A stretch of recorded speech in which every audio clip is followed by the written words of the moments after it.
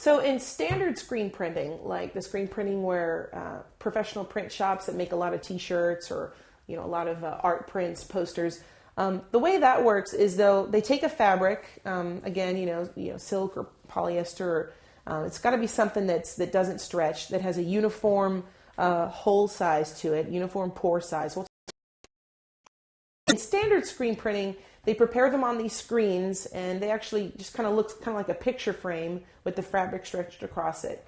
And then what they do is they coat it with a chemical called a photo emulsion, which is basically kind of like what the emulsion that's on film, but it's a light sensitive emulsion. And so think of it as like a glue or a paint that kind of goes over the entire screen. So they coat it with that, and then they let that dry kind of in the dark. And then what you do is then you would take your image, whatever it is, something in, black and white.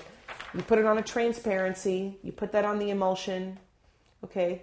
You expose it to light, right? So light's going to, it's going to go through where it's transparent and not go through where you've got black on the transparency. And then when you wash the image out with a hose, it will wash away where it wasn't exposed. That'll say it'll wash away where it was black, and it'll stay where it was white.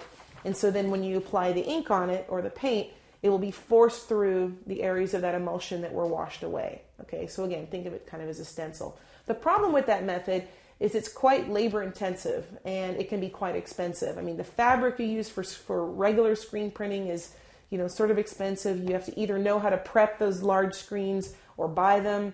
The photo emulsion you have to pay for. That's also quite messy. You have to kind of build your light box so you can expose it to light and hose it out. There's a lot of steps. And that's really not the way we're going to be doing it in this kind of simpler DIY method, which takes a little bit different approach.